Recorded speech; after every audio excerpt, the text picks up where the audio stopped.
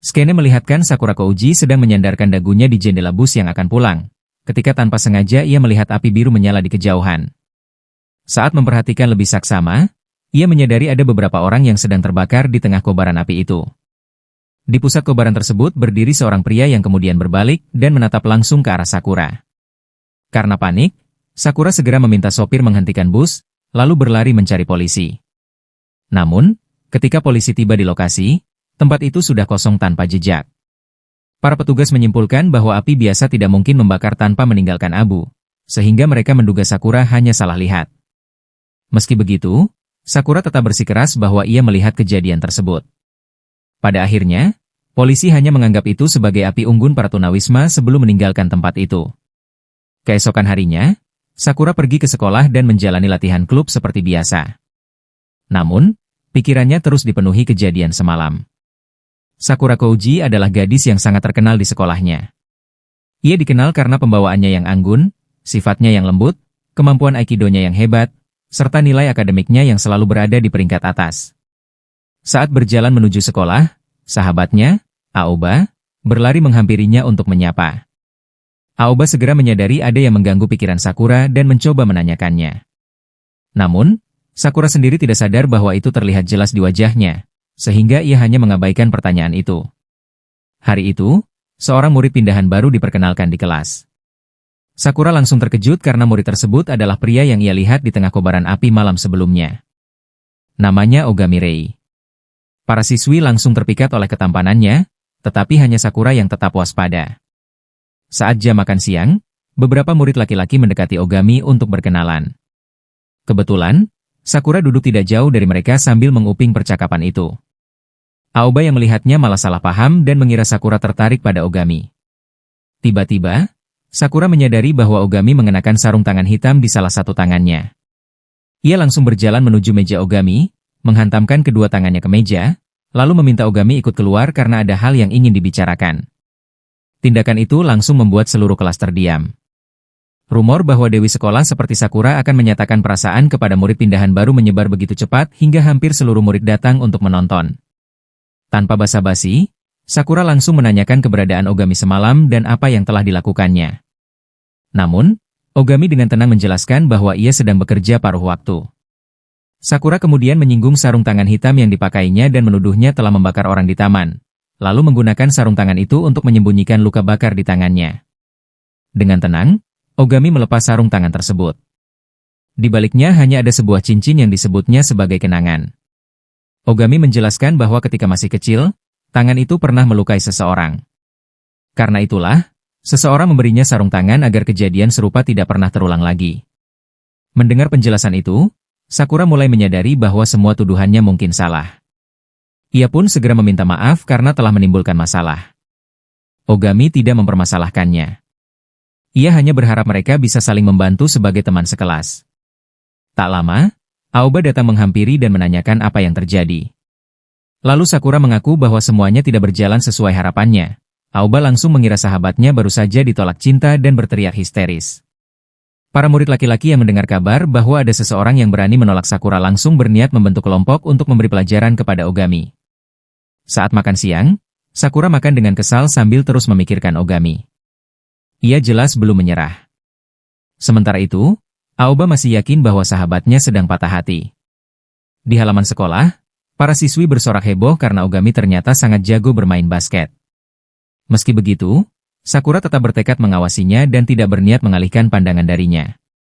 Dan Aoba hanya bisa memperhatikan tingkah sahabatnya. Namun, karena terlalu fokus berbicara dengan Aoba, Sakura kehilangan jejak Ogami. Ia segera berlari untuk mencarinya tanpa menyadari bahwa Ogami sudah mengetahui semua tindakannya dan diam-diam mengawasinya dari balik tembok. Sore harinya, Sakura kembali ke tempat ia menyaksikan api biru malam sebelumnya. Ia percaya bahwa pelaku kejahatan biasanya akan kembali ke lokasi kejadian. Tiba-tiba, seekor anjing datang menghampirinya sambil meminta makanan. Sakura pun mengeluarkan onigiri dan memberikannya kepada anjing itu. Hewan tersebut segera menggigit makanan itu lalu menjauh dengan ketakutan. Kemudian, Ogami juga muncul di tempat yang sama. Ia tampak sedikit terkejut melihat sisi Sakura yang berbeda dari biasanya.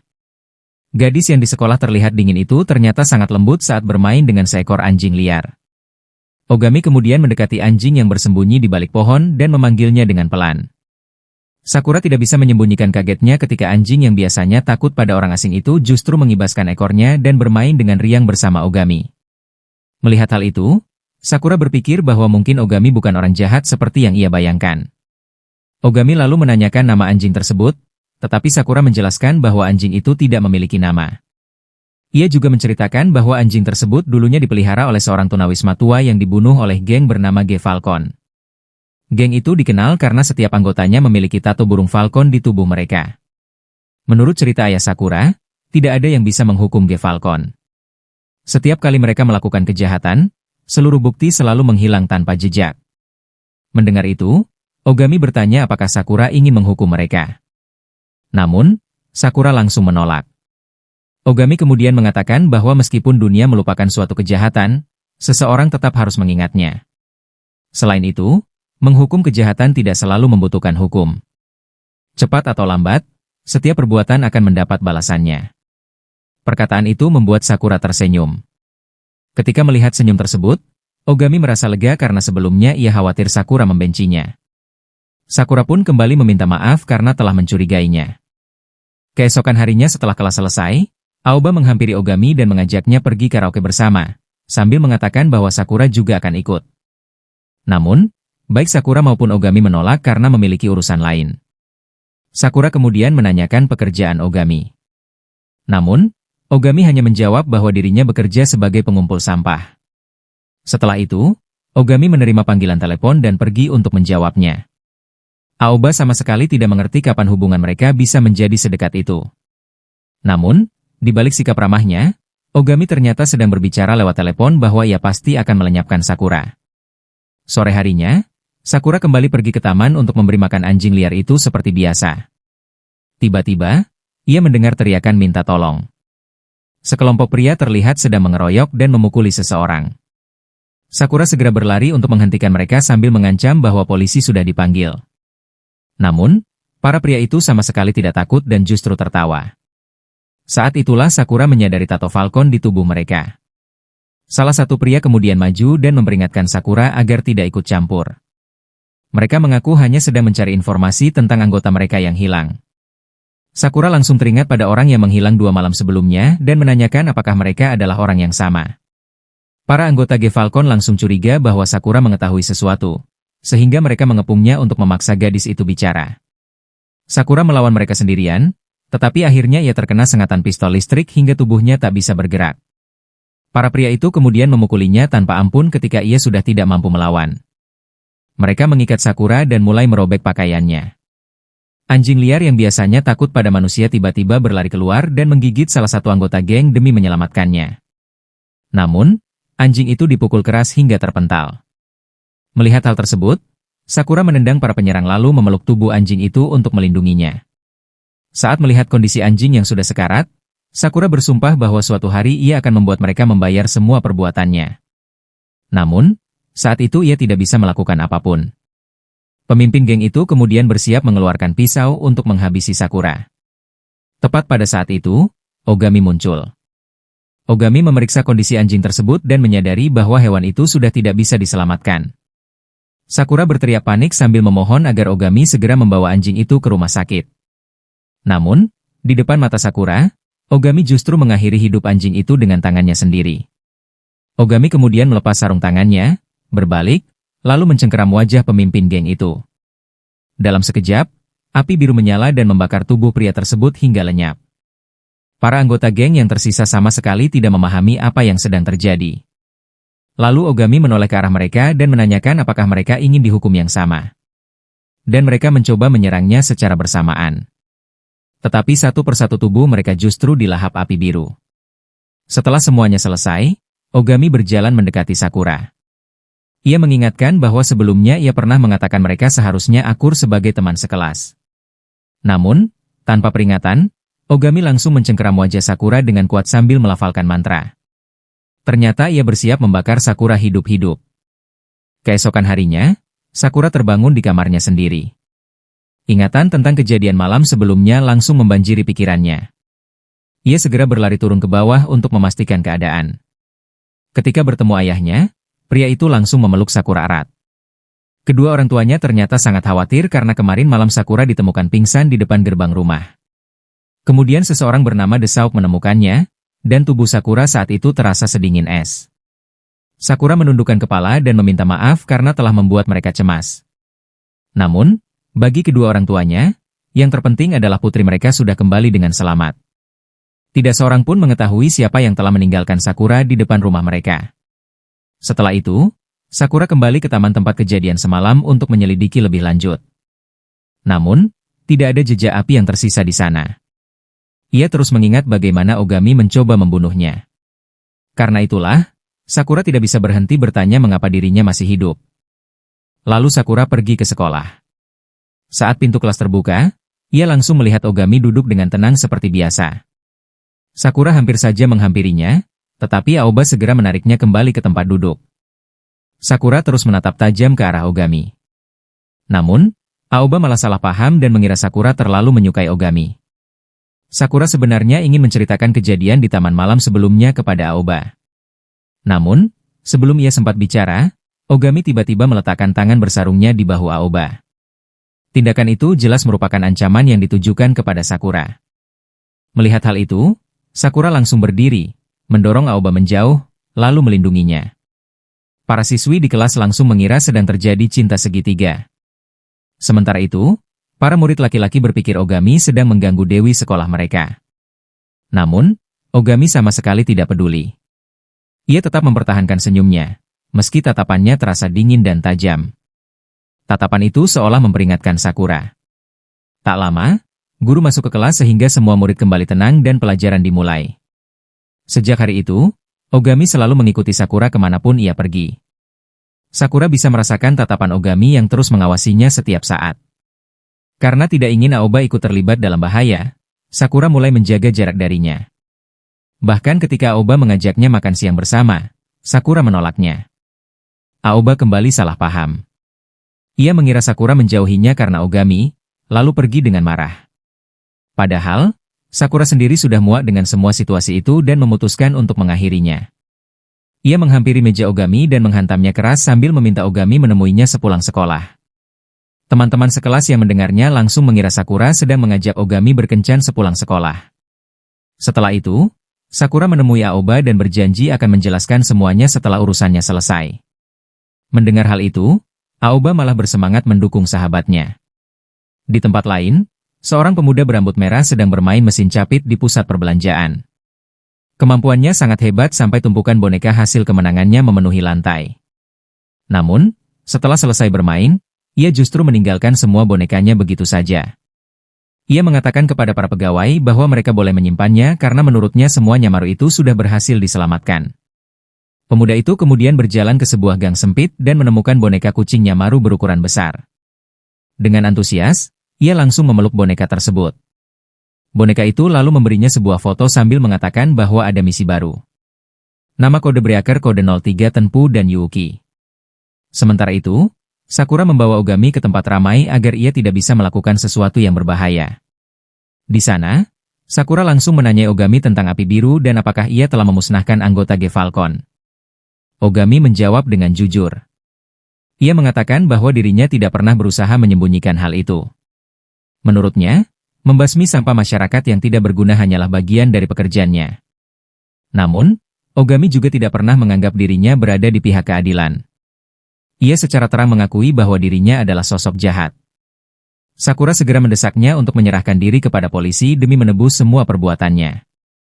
Mendengar itu, Ogami justru tertawa keras. Sakura tidak mengerti bagaimana seseorang yang telah membunuh begitu banyak orang masih bisa tertawa. Ogami kemudian bertanya apakah masih ada hal lain yang ingin dibicarakan karena ia ingin segera pergi. Sakura terus mempertanyakan bagaimana Ogami bisa melakukan semua itu tanpa merasakan penyesalan sedikit pun. Lalu emosinya memuncak hingga ia berteriak memanggil nama Ogami. Teriakan itu membuat seorang anak kecil yang sedang lewat terkejut lalu menangis. Sakura segera jongkok untuk menenangkan anak tersebut, tetapi tangisannya tidak berhenti. Ogami kemudian berjongkok, mengambil gelang milik anak itu yang terjatuh, lalu mengembalikannya. Seketika, anak tersebut langsung tersenyum kembali. Dari sudut pandang itu, Ogami terlihat seperti orang baik. Meski begitu, Sakura tetap bersikeras bahwa Ogami tidak memiliki hak untuk membunuh siapapun dan memintanya menyerahkan diri agar hukum yang menentukan nasibnya. Namun, Ogami mengatakan bahwa dirinya bukan manusia. Karena hukum hanya berlaku bagi manusia, dan hukum tidak akan pernah bisa menyentuhnya. Ia bahkan mengancam bahwa jika ia membakar Sakura hidup-hidup di tempat ramai itu, hukum tetap tidak akan mampu melakukan apapun terhadapnya. Setelah mengatakan hal tersebut, Ogami kembali mencengkeram wajah Sakura. Ia berniat membunuh saksi yang tersisa. Sakura tidak mengerti bagaimana Ogami berani melakukan itu di tengah keramaian. Dalam kepanikan, ia mengayunkan tasnya dan berhasil menepis tangan Ogami tepat sebelum api muncul. Tas itu langsung terbakar hebat oleh api biru, membuat orang-orang di sekitar panik dan berteriak ketakutan. Sakura mencoba melarikan diri, tetapi Ogami segera menangkap tangannya dan kembali ingin membakarnya. Lalu Sakura menjerit ketakutan. Ternyata, tidak terjadi apa-apa. Dan Ogami hanya sedang mempermainkannya. Setelah itu, Ogami malah mencubit pipi Sakura berkali-kali.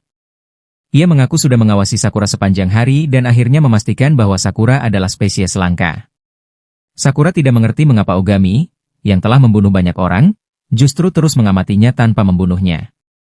Ogami kemudian menjelaskan bahwa ia membunuh Ge Falcon karena mereka hanyalah sampah yang meneror kaum tunawisma dan bahkan menyiksa seekor anjing. Menurut Ogami, dirinya adalah iblis yang menghakimi monster yang tidak bisa disentuh hukum. Ia menyebut dirinya sebagai sesuatu yang seharusnya tidak ada, yaitu seorang Codebreaker. Ogami lalu mendekat dan bertanya dengan jujur apakah ada seseorang yang sebenarnya ingin dibunuh oleh Sakura. Mendengar pertanyaan itu, ingatan masa kecil Sakura muncul kembali di benaknya. Namun, Sakura tetap menegaskan bahwa siapapun orangnya, Ogami tidak memiliki hak untuk menghilangkan nyawa orang lain. Sakura kemudian menyatakan bahwa Ogami boleh terus mengikutinya jika mau. Namun, sebagai gantinya, ia juga akan terus mengawasi Ogami agar pria itu tidak pernah membunuh lagi. Ogami tertawa mendengar keputusan tersebut. Ia menyetujui kesepakatan itu, tetapi juga memberikan peringatan. Jika Sakura memberitahu tentang dirinya, maka bukan hanya Sakura yang akan dibunuh. Semua orang yang mendengar rahasia itu dan siapapun yang dekat dengan mereka juga akan ikut dibunuh. Setelah mengatakan itu, Ogami menghancurkan seluruh kaca bangunan di belakang mereka. Pecahan kaca berterbangan ke segala arah saat ia menyampaikan ancaman terakhirnya. Ia menegaskan bahwa dirinya bisa membakar siapapun, dimanapun, tanpa pengecualian.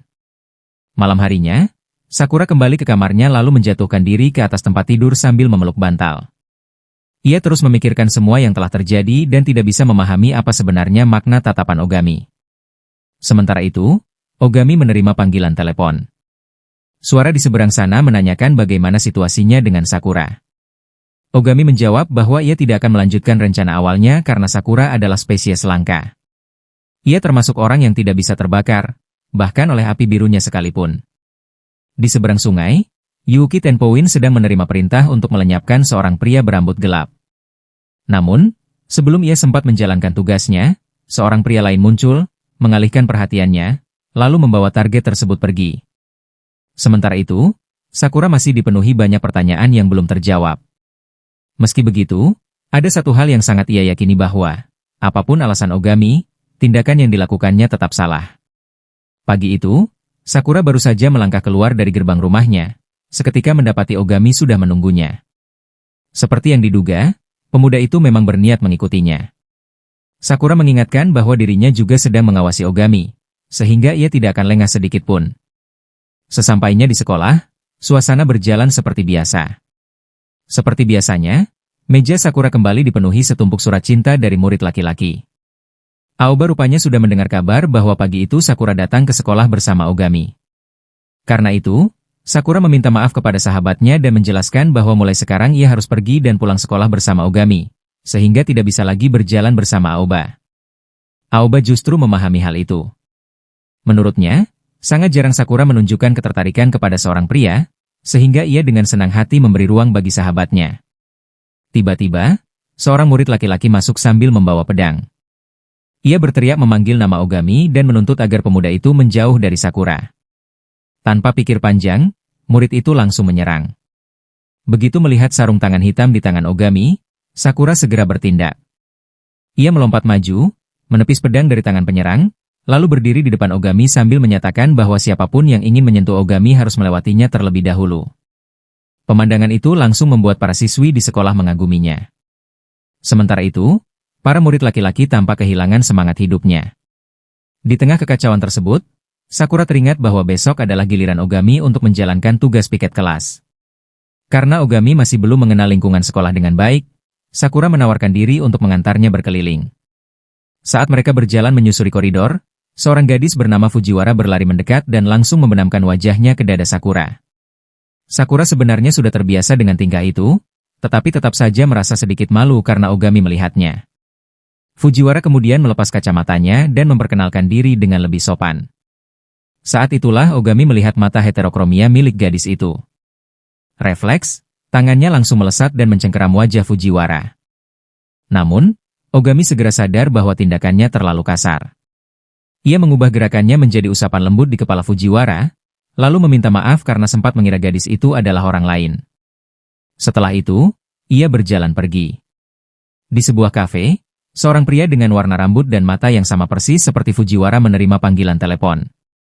Setelah mendengar isi pembicaraan itu, ia mengangguk kecil dan berkomentar bahwa rencana tersebut cukup bagus. Tak lama, Ogami juga menerima panggilan.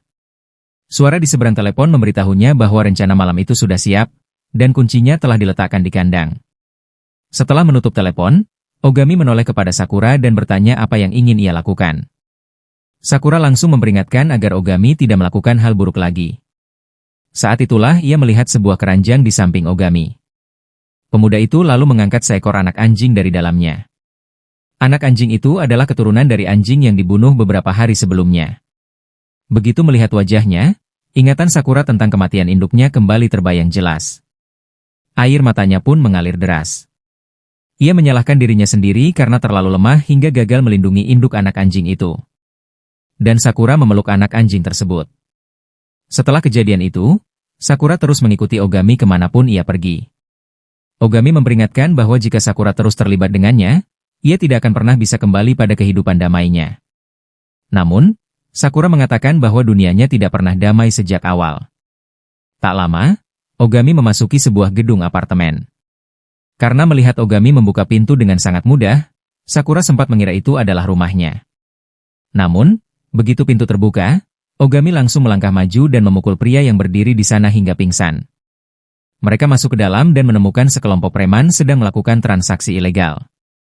Sakura bahkan melihat beberapa polisi berada di sana. Ia sempat merasa lega dan berpikir Ogami tidak perlu ikut campur lagi. Namun, Ogami dengan dingin mengatakan bahwa para polisi itu juga bagian dari kejahatan tersebut. Sikap acuh Ogami membuat para preman marah. Pemimpin mereka berdiri dan menanyakan dari geng mana Ogami berasal. Saat mengetahui Ogami hanyalah seorang pelajar, pria itu justru memujinya karena keberaniannya. Ternyata kelompok itu adalah rekan bisnis G. Falcon. Karena G. Falcon telah musnah, mereka kekurangan tenaga dan berniat merekrut Ogami. Pekerjaan yang mereka tawarkan adalah menjual botol narkotika. Sebagai contoh, mereka menyeret seorang pria setengah sadar. Dahulu ia bekerja untuk mereka, tetapi kini tubuhnya hancur akibat kecanduan. Mereka ingin Ogami menggantikannya. Para polisi korup di sana sudah dibayar lunas, sehingga tidak perlu khawatir akan ditangkap. Salah satu polisi lalu mengangkat pistol dan mengarahkannya pada Sakura untuk menghabisi saksi mata. Dalam sekejap, api biru menyala di tangan Ogami. Menurutnya, orang seperti ini tidak bisa diajak bicara. Hanya kekuatan yang dapat memberi mereka hukuman. Tanpa ragu, Ogami melangkah maju dan membakar sang bos hingga lenyap. Orang-orang yang menyerangnya bernasib sama. Bahkan peluru yang ditembakkan kepadanya ikut hangus dilalap api biru. Semua preman di ruangan itu gemetar ketakutan dan menyebut Ogami sebagai monster. Lalu Ogami membantai seluruh geng itu di depan mata Sakura dan anak anjing kecil tersebut. Saat pertarungan selesai, anak anjing itu melihat tangan Ogami terluka dan mendekat untuk menjilatinya. Sakura menyaksikan semuanya, lalu bertanya apakah memang perlu membunuh mereka semua. Ogami menjawab bahwa jika mereka dibiarkan hidup, jumlah korban hanya akan terus bertambah. Lagi pula, Sakura tidak akan pernah bisa menjangkau orang seperti mereka.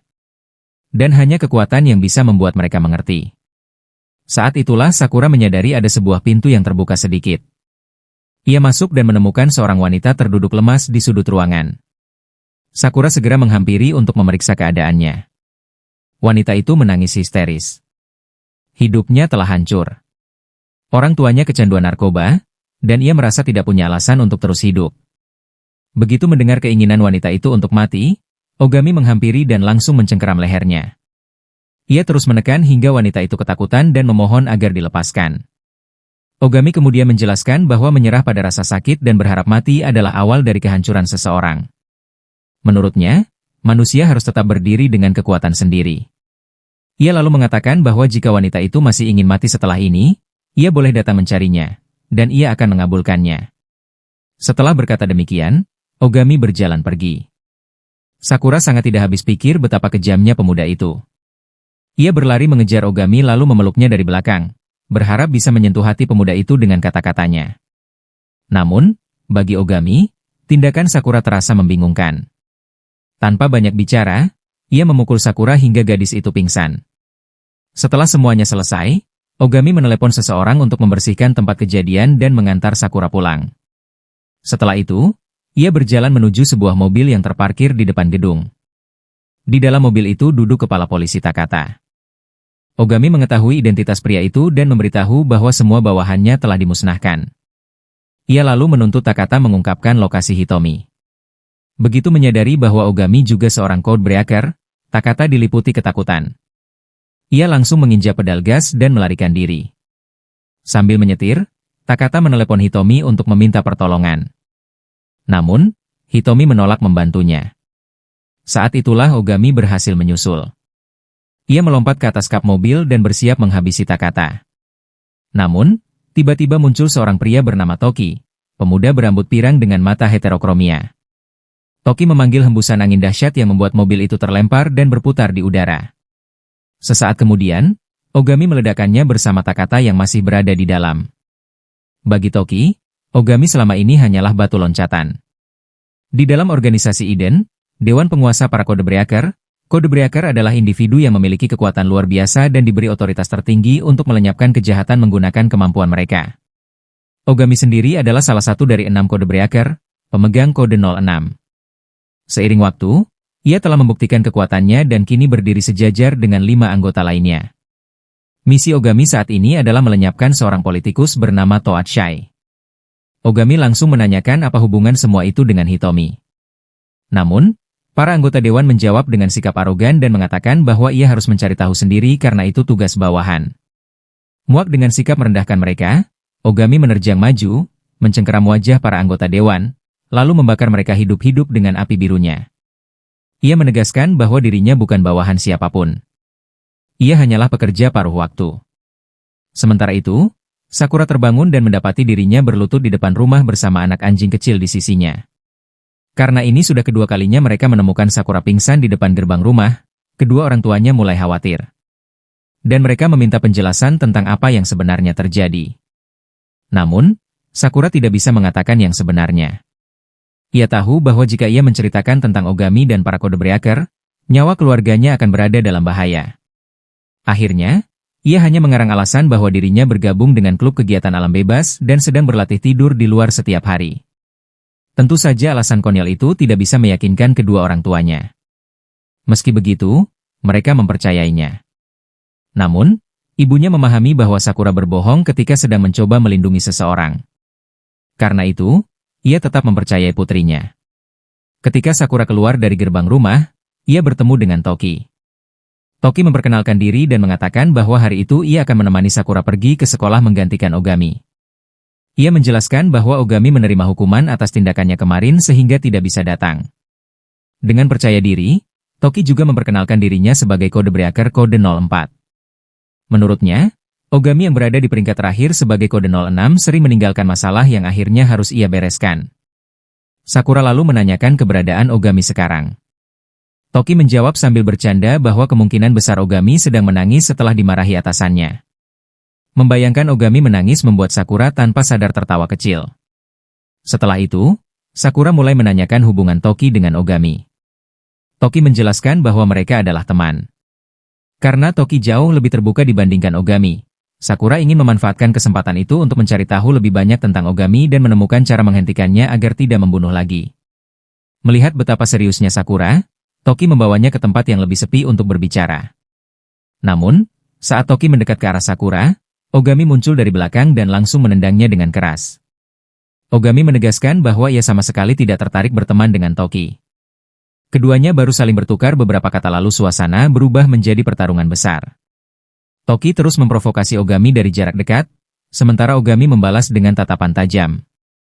Tidak lama, keduanya saling menyerang. Api dan angin bentrok dengan dahsyat. Saat mereka bersiap melancarkan pukulan terakhir, Sakura nekat maju dan menangkap tangan keduanya untuk menghentikan pertarungan. Toki justru merasa semakin tertarik pada Sakura. Di sisi lain, Sakura baru menyadari bahwa mata Toki sangat mirip dengan milik Fujiwara. Kemudian, Toki berpamitan lalu pergi meninggalkan mereka. Dalam perjalanan menuju sekolah, Sakura terus menanyai Ogami tentang Toki dan pekerjaan para Codebreaker. Ia ingin tahu apakah Ogami berencana membunuh seseorang lagi. Namun, begitu mereka tiba di gerbang sekolah, perhatian mereka langsung teralihkan. Senior mereka, Heike, ternyata sudah menyiapkan pesta teh lengkap tepat di depan gerbang sekolah, bahkan mengundang Sakura untuk duduk dan bergabung. Saat pelajaran berlangsung, Sakura melirik keluar jendela dan melihat Toki berjalan melintasi halaman sekolah. Ia segera berpura-pura merasa tidak enak badan dan meminta izin kepada guru untuk keluar kelas. Sakura berlari menghampiri Toki dan menanyakan alasan kedatangannya ke sekolah itu. Ogami pun segera menyusul dari belakang. Namun, mereka bertiga tertangkap oleh seorang guru. Dengan sangat cepat, Toki langsung berubah menjadi murid sopan dan menjelaskan bahwa dirinya hanya sedang mengikuti tur sekolah. Saat itulah Sakura melihat lambang di seragam Toki. Seragam itu berasal dari Akademi Heisei Senior High, sekolah elit yang hanya menerima siswa terbaik dari seluruh Jepang. Dan murid di sana bukan hanya unggul secara akademik, tetapi juga berasal dari keluarga terpandang. Karena latar belakang itu, Toki dengan mudah diterima di sekolah Sakura hanya dengan satu permintaan. Bahkan, ia langsung ditempatkan di kelas yang sama dengan Sakura dan Ogami.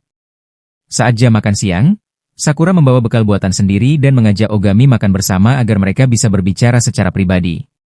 Namun, Ogami menolak ajakan tersebut.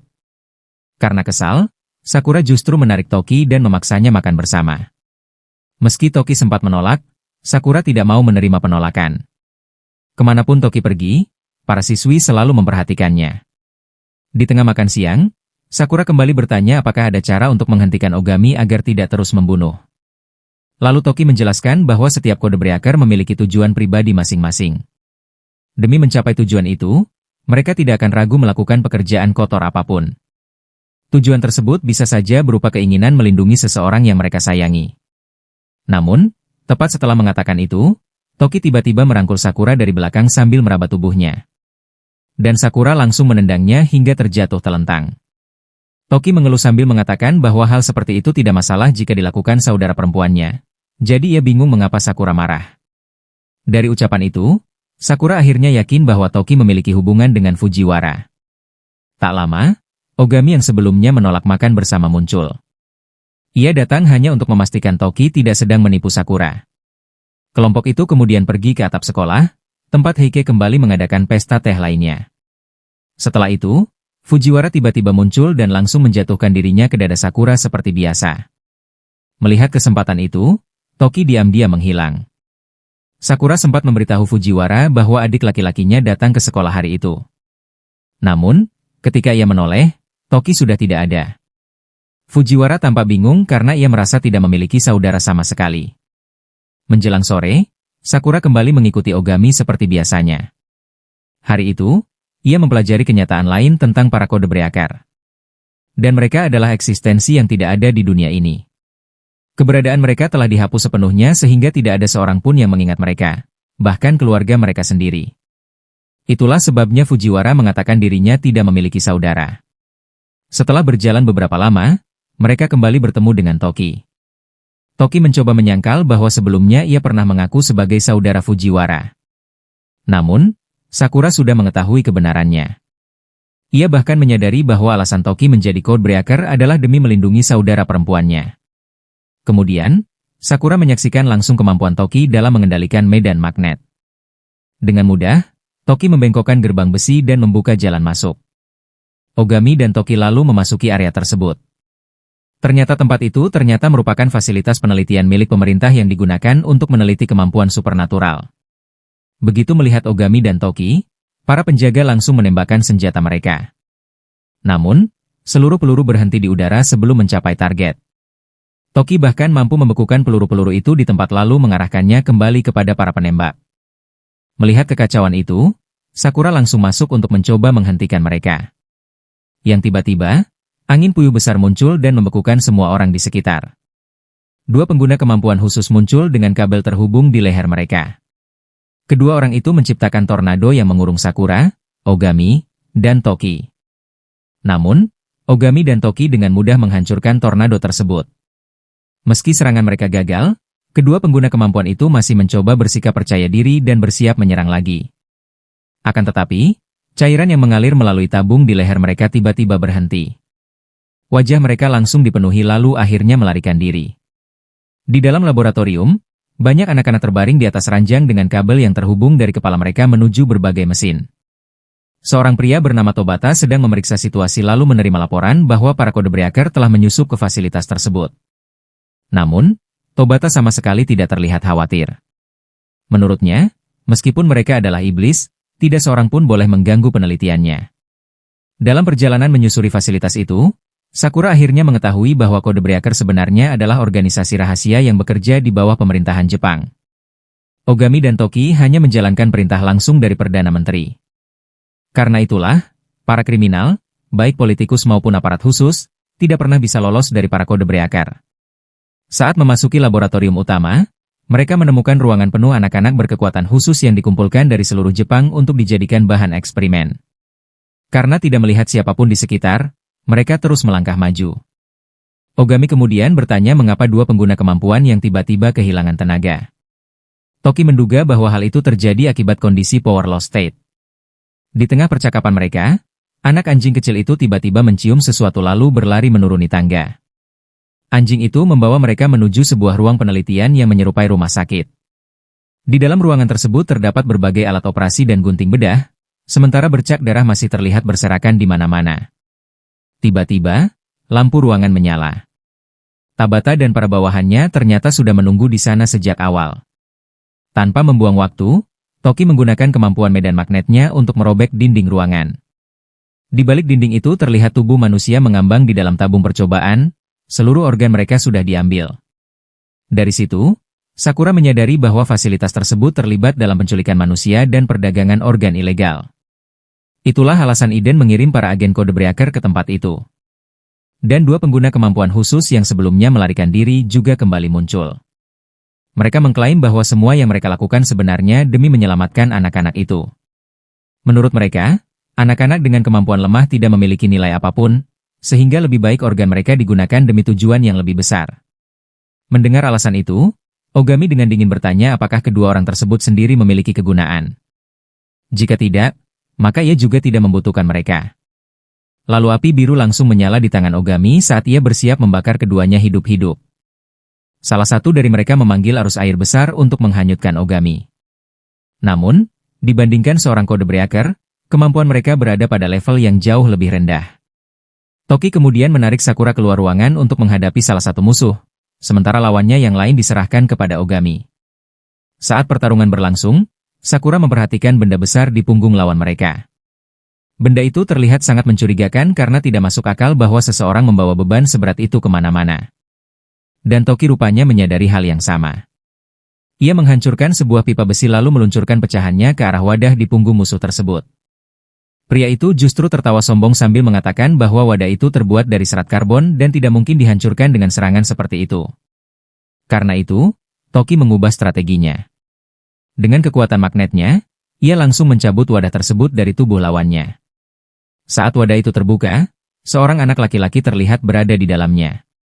Dan Sakura segera berlari menghampiri anak itu untuk memeriksa keadaannya. Anak tersebut terus menggumam sambil memohon agar pria itu dibunuh. Ia mengatakan bahwa orang itu telah membunuh kakaknya. Di sisi lain, lawan Ogami juga melemparkan wadah di punggungnya ke tanah dalam keadaan marah.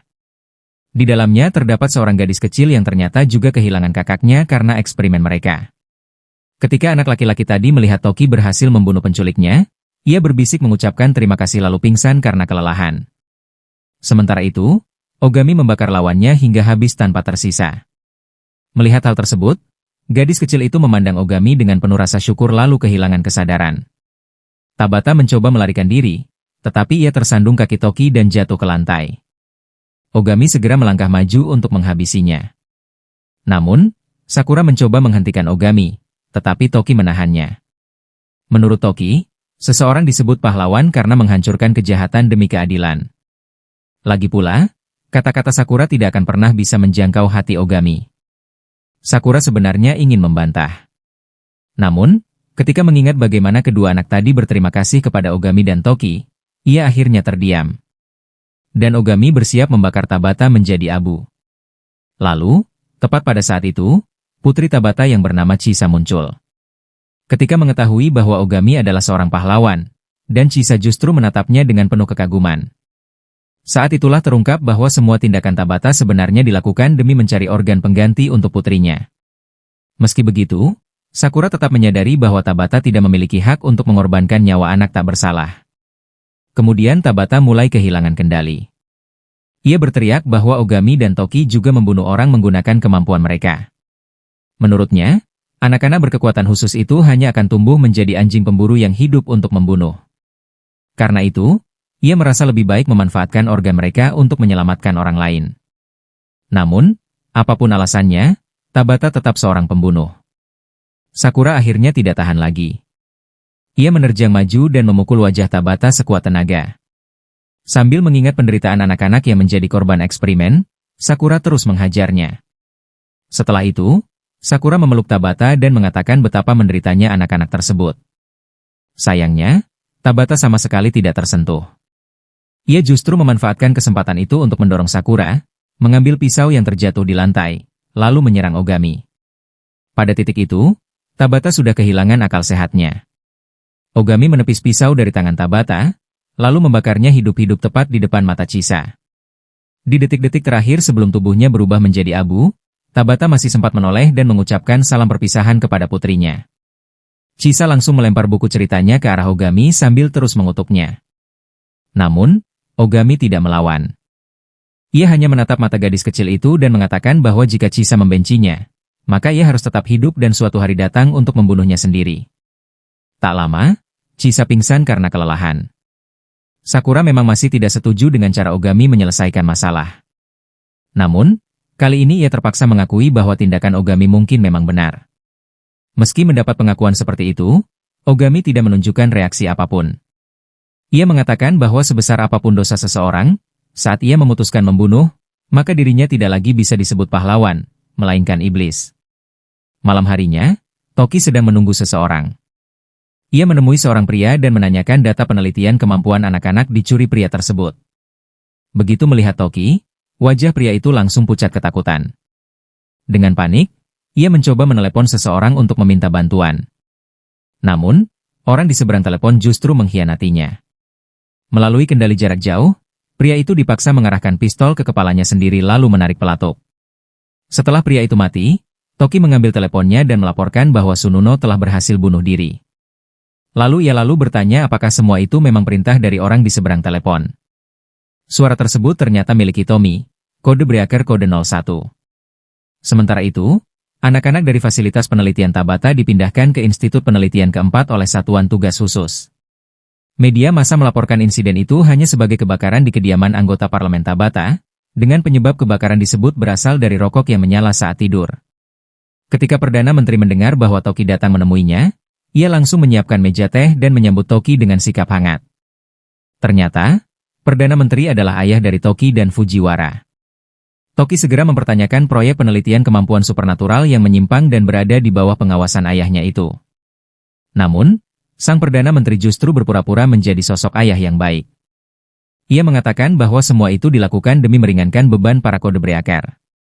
Ia juga meminta maaf karena telah membuat Toki menderita. Lalu Toki hanya menjawab singkat. Menurutnya, ia bukan lagi anak pria itu, melainkan seorang kode Breaker. Ia hanyalah alat pemerintah yang bertugas melenyapkan sampah masyarakat demi menjamin keselamatan saudara perempuannya. Setelah mengatakan itu, Toki berbalik dan pergi sambil menyebut ayahnya sebagai pengecut. Di sisi lain, Sakura dan Ogami kini hampir tidak pernah terpisah. Mereka selalu bersama seperti bayangan dan pemiliknya. Saat membaca artikel koran tentang kebakaran di kediaman Tabata, Sakura akhirnya memahami bagaimana pemerintah menutupi semua kejadian tersebut. Tiba-tiba, suara motor terdengar mendekat dari kejauhan. Pengendara itu ternyata seseorang yang dikenal Ogami. Begitu melihat Sakura, wanita tersebut langsung memintanya menyingkir karena ada hal pribadi yang ingin dibicarakan dengan Ogami. Dan wanita itu bernama Rui. Rui memberitahu Ogami bahwa Iden tidak senang karena ia telah membawa Sakura ke kediaman Tabata dan menempatkannya dalam bahaya. Karena itu, Iden sekarang memerintahkan Ogami untuk melindungi Sakura. Rui memahami bahwa Ogami tidak menyukai Iden.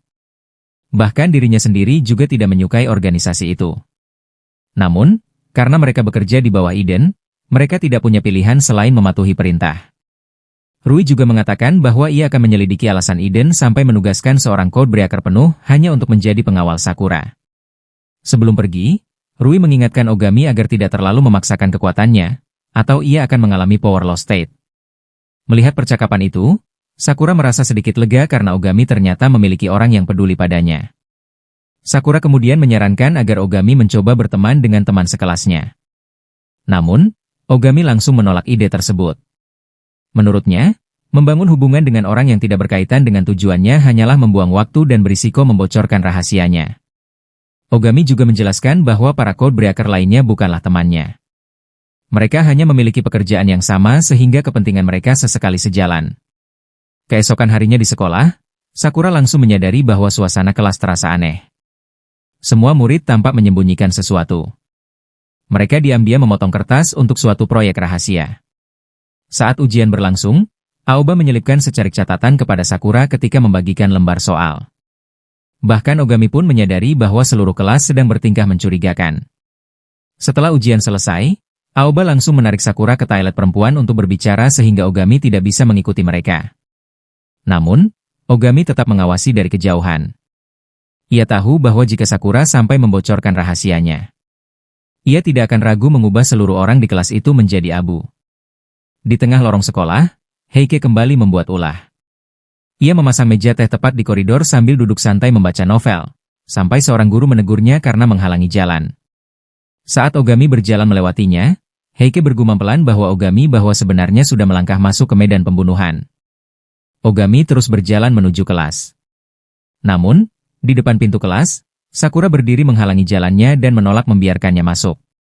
Sikap itu membuat Ogami curiga bahwa Sakura sedang menyembunyikan sesuatu. Karena kesal, Ogami langsung menerobos masuk dan membuka pintu kelas. Sesaat kemudian, ia membeku di tempat. Seluruh murid ternyata sudah menyiapkan pesta penyambutan kejutan khusus untuk dirinya sebagai murid pindahan. Rupanya, seluruh kelas diam-diam mempersiapkan acara itu sepanjang hari. Salah satu murid laki-laki kemudian memberikan setumpuk kertas kepada Ogami. Isi kertas itu adalah perkenalan diri yang ditulis teman sekelasnya. Ogami heran mengapa mereka sampai repot melakukan semua itu. Lalu teman sekelasnya hanya menjawab bahwa mereka ingin lebih dekat dengannya. Sepulang sekolah, Ogami dan Sakura pergi ke atap sekolah. Sakura menjelaskan bahwa ia sendiri baru mengetahui tentang pesta itu pagi tadi. Bahwa seluruh kelas memintanya mengalihkan perhatian Ogami agar mereka bisa menyiapkan semuanya diam-diam. Ogami lalu membaca semua surat perkenalan itu dan berniat membakarnya. Namun, Sakura langsung merebut tumpukan kertas tersebut dan memadamkan apinya. Bagaimanapun juga, itu adalah bentuk ketulusan dari teman sekelas mereka. Ogami juga mengatakan bahwa dirinya sebenarnya sudah menghafal seluruh isi surat itu karena merasa teman sekelasnya pasti tidak akan membiarkannya lupa begitu saja. Sambil menatap halaman sekolah dari atas gedung, Ogami mulai tenggelam dalam pikirannya sendiri. Selama ini, ia selalu berusaha menghapus segala jejak dan hubungan di sekitarnya agar pekerjaannya tidak menyeret orang lain ke dalam bahaya. Di tempat lain, kondisi Toki tiba-tiba memburuk. Rasa sakit luar biasa menyerang tubuhnya hingga ia harus mencari tempat tersembunyi untuk bersembunyi. Tidak lama, ia ambruk. Pada saat yang sama, Perdana Menteri menerima laporan bahwa sejumlah agen mulai menghilang satu demi satu. Penyebabnya diduga berkaitan dengan mantan Codebreaker Kode 01, Hitomi. Kembali di ruang kelas, para murid sibuk membicarakan Ogami dan Sakura yang sedang berada di atap sekolah bersama. Para siswi heboh membayangkan hubungan keduanya semakin dekat, Sementara para murid laki-laki justru menangis histeris sambil bersumpah tidak akan memaafkan Ogami jika sampai membuat dewi sekolah mereka menangis. Di tengah suasana itu, Ogami tiba-tiba melihat sesuatu dari jendela. Yaitu sejumlah besar pria berpakaian hitam sedang mendekati sekolah. Tanpa ragu, Ogami langsung berlari turun dan menggunakan api birunya untuk menghadang mereka. Dan Sakura mencoba menghentikannya, tetapi Ogami menjelaskan bahwa orang-orang itu sebenarnya sudah mati. Ternyata tubuh mereka hanya sedang dikendalikan oleh seseorang. Menurut Ogami, hanya satu orang yang mampu melakukan hal seperti itu.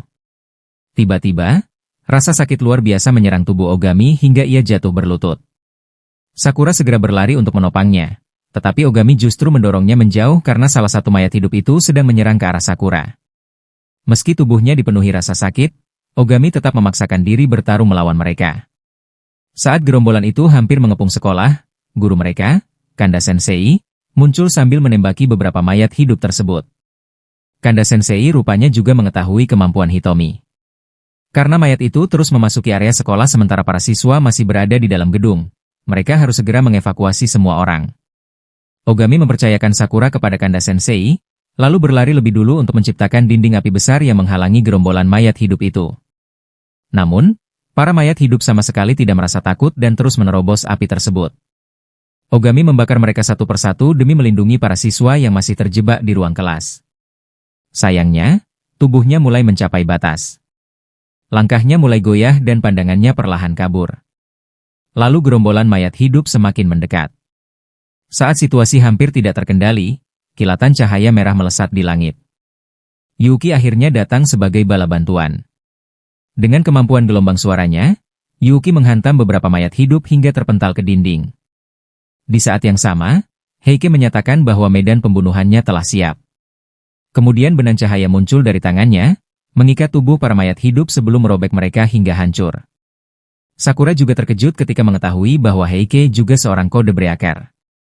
Ia mulai bertanya berapa banyak code breaker yang sebenarnya berada di sekolah itu. Sementara itu, Ogami telah mencapai batas kemampuannya. Ia jatuh berlutut, dan Sakura segera menangkap tubuhnya sebelum terjatuh. Sakura memeluk Ogami yang perlahan kehilangan kesadaran di pelukannya. Pikirannya langsung teringat pada dua anak di laboratorium sebelumnya.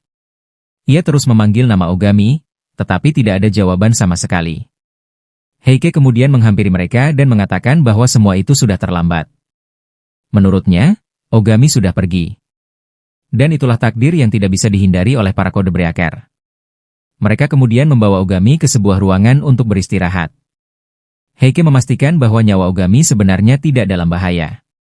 Kanda Sensei lalu menjelaskan bahwa jika seorang kode breaker terlalu sering menggunakan kemampuan khususnya, kekuatan itu akan menghilang sementara dan tubuh mereka mengalami perubahan abnormal. Kondisi itu disebut power loss state. Karena Ogami terlalu sering memaksakan kekuatannya, maka kondisi tersebut akhirnya tidak bisa dihindari lagi. Meski begitu, ia hanya membutuhkan 1 hari istirahat untuk pulih sepenuhnya. Mendengar penjelasan itu, Sakura merasa sangat lega. Ucapan Heike sebelumnya tentang takdir para kode breaker membuatnya ketakutan. Sakura juga terkejut mengetahui bahwa Heike dan Yuki ternyata merupakan kode breaker, terlebih lagi setelah mengetahui bahwa Kanda Sensei adalah rekan mereka. Kanda Sensei menjelaskan bahwa dirinya adalah agen khusus Iden yang bertugas mendukung para kode breaker. Heike kemudian menerangkan posisi masing-masing anggota. Ogami adalah kode breaker kode 06, peringkat paling rendah di antara mereka, sehingga ia membutuhkan agen pendukung khusus. Yuki merupakan kode 03 dengan kemampuan mengendalikan suara. Toki adalah kode 04, sementara Heike sendiri adalah kode 02. Selain menjadi kode breaker, Heike juga bertugas mengevaluasi para anggota lainnya. Sakura lalu bertanya tentang kode 01 dan kode 05. Heike menjelaskan bahwa kode 05 adalah Rui, wanita pengendara motor yang mereka temui sebelumnya. Namun, ketika Sakura mencoba menanyakan kode 01, Kanda Sensei mengalihkan pembicaraan. Baik Heike maupun Kanda Sensei tahu bahwa semua kekacauan hari itu disebabkan oleh Hitomi. Mereka juga menduga bahwa Hitomi kemungkinan besar sudah mengetahui lokasi apartemen Ogami, sehingga mereka harus segera mencari tempat tinggal baru untuknya. Tanpa ragu, Sakura langsung menawarkan di rumahnya. Begitu mereka tiba di kediaman Sakura, mereka disambut barisan pengawal yang berdiri rapi sambil membungkuk hormat. Saat itulah identitas asli Sakura terungkap. bahwa Sakura Kouji ternyata adalah putri kepala keluarga Kizakura, salah satu keluarga paling terpandang di Jepang sekaligus organisasi Yakuza terkuat di negara itu. Sakura kemudian memperkenalkan teman sekolahnya kepada seluruh anggota keluarga dan menjelaskan situasi yang sedang terjadi. Setelah mendengar semuanya, kedua orang tua Sakura menyambut mereka dengan hangat. Ibu Sakura lalu mengantar mereka menuju ruang tamu khusus dan mengatakan bahwa ada teman Sakura lain yang sudah menunggu di sana. Ternyata orang itu adalah Toki. Akibat Power Loss State, tubuh Toki menyusut menjadi anak kecil. Setiap kode breaker mengalami perubahan berbeda ketika memasuki kondisi tersebut, dan perubahan Toki adalah kembali menjadi anak-anak. Toki menjelaskan bahwa ia datang untuk membantu setelah mendengar Ogami mengalami Power Loss State, tetapi akhirnya dirinya sendiri mengalami kondisi yang sama. Ibu Sakura kemudian menyiapkan jamuan makan besar khusus untuk menyambut teman putrinya. Semua orang makan, minum, dan mengobrol. Kemudian Sakura duduk di sebelah Heike dan memanfaatkan kesempatan itu untuk bertanya mengapa mereka memilih menjalani pekerjaan seperti ini. Di tengah suasana santai, Toki yang sudah mabuk berjalan sempoyongan sambil menawarkan minuman kepada Sakura. Heike memperingatkan bahwa nilai evaluasi Toki akan dikurangi jika ia terus bertingkah. Namun, Toki yang mabuk tidak peduli sama sekali. Ia malah menyingkap rambut Heike dan mengejeknya karena tidak memiliki alis. Akibatnya, Heike langsung menghukumnya dengan menggantung Toki di langit ruangan. Yuki kemudian berterima kasih kepada Sakura karena sudah melindungi Ogami. Namun, Sakura merasa dirinya hanya membalas semua bantuan Ogami yang selama ini juga melindunginya dan temannya. Heike sendiri memperhatikan seluruh kejadian di sekolah hari itu dan menyimpulkan bahwa para penyerang terbagi menjadi dua kelompok.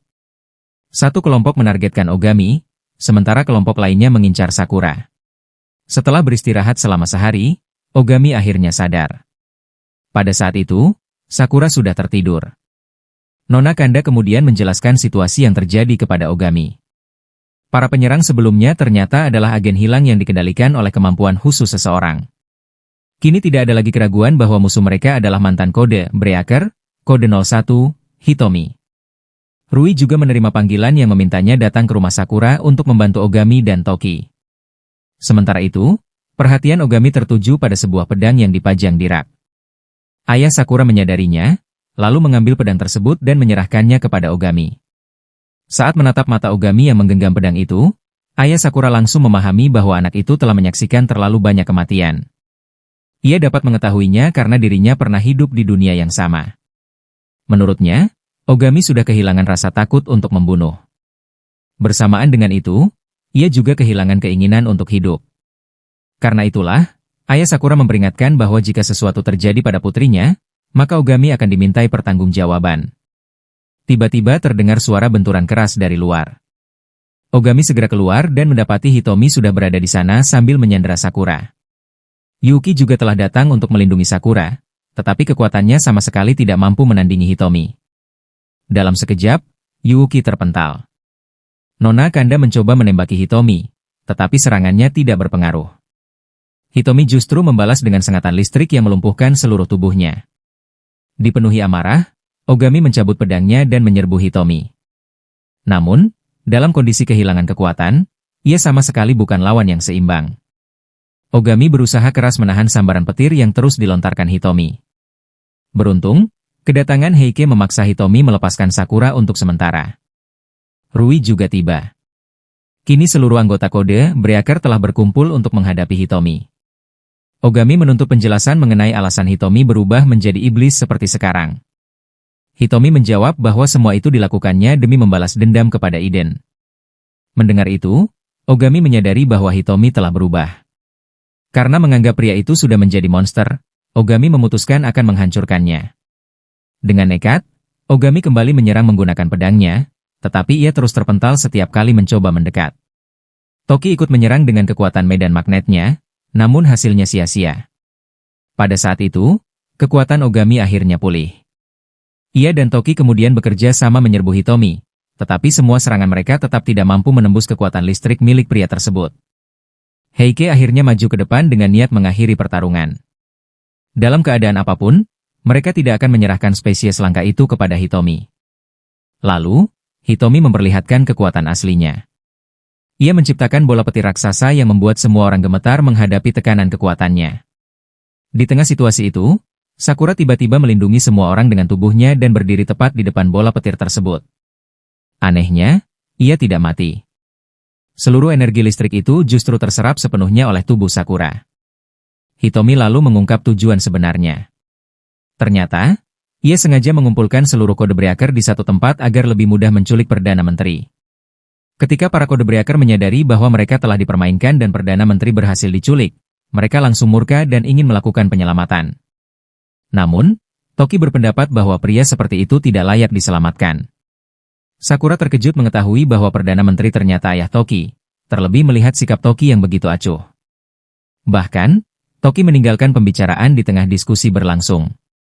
Meski begitu, hal terpenting saat ini adalah mencari cara untuk menghadapi Hitomi. Yuki sendiri telah memasuki kondisi kehilangan kekuatan dan berubah menjadi seekor kucing. Untungnya, ia masih bisa berbicara. Heike kemudian menanyakan keadaan Sakura setelah gadis itu menerima serangan penuh Hitomi secara langsung. Sakura menjelaskan bahwa dirinya baik-baik saja. Ogami terus memarahi Sakura karena dianggap terlalu nekat mempertaruhkan nyawanya. Namun, Sakura tidak ingin ada orang lain yang mati demi dirinya. Sayangnya, para pengawal rumah tidak seberuntung itu. Heike lalu menjelaskan bahwa kemampuan khusus Hitomi adalah mengendalikan listrik. Ia jugalah yang mengendalikan mayat untuk menyerang sekolah. Dahulu, Hitomi merupakan seorang kode breaker yang bekerja di bawah Perdana Menteri. Ia menghilang selama 3 tahun lalu akhirnya kembali demi melancarkan balas dendam. Meski begitu, tidak seorang pun mengetahui motif sebenarnya karena Hitomi hanya menculik Perdana Menteri tanpa membunuhnya. Heike menduga bahwa manipulasi terhadap kepala polisi dan kelompok Yakuza itu merupakan bagian dari rencana besar Hitomi. Kemungkinan besar, penculikan Perdana Menteri adalah tahap akhir dari rencana tersebut. Terlihat Hitomi telah berubah. Dulu, ia adalah pemimpin yang sangat dihormati oleh seluruh kode breaker. Namun, semua itu kini tinggal masa lalu. Setelah situasi sedikit tenang, Sakura membantu kedua orang tuanya merawat para pengawal yang terluka. Sementara itu, Ogami teringat pada perkataan Sakura sebelumnya dan mulai bertanya mengapa gadis itu bisa menjadi pribadi seperti sekarang. Saat berjalan di lorong, Ogami tanpa sengaja mendengar percakapan kedua orang tua Sakura. Ia kemudian bersembunyi di sudut lalu masuk ke kamar mereka dan melihat album foto yang terletak di atas meja. Ketika masih membalik album itu, Sakura masuk. Mereka pun mengobrol sejenak.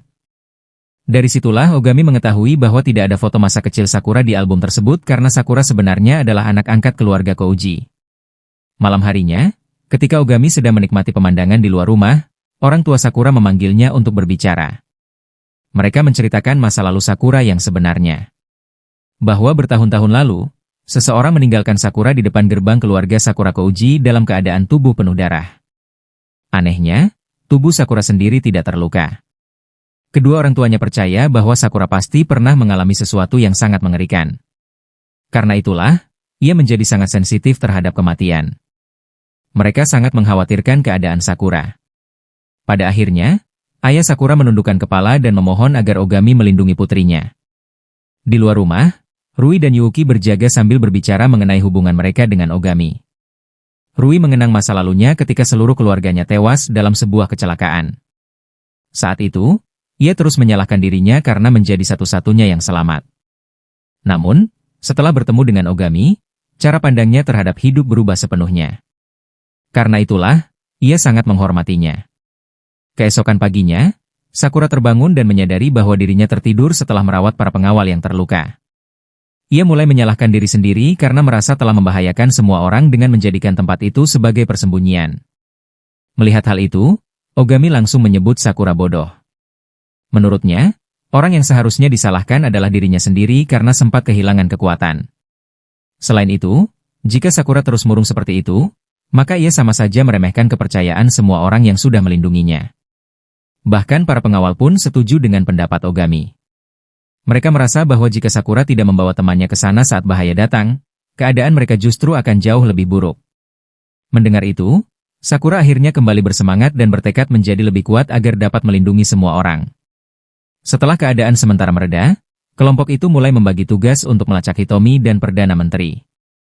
Rui, Toki, dan Yuki ditugaskan mencari jejak Hitomi.